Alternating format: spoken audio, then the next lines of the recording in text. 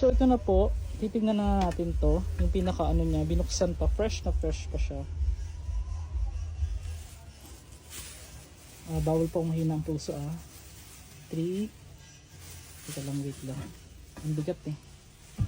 So pinanganak po siya ng 1946, namatay po noong 2019 at natapos na po ang kanyang kontrata, yung sinasabi. So ayan, makikita nyo dyan yung mga patay dyan.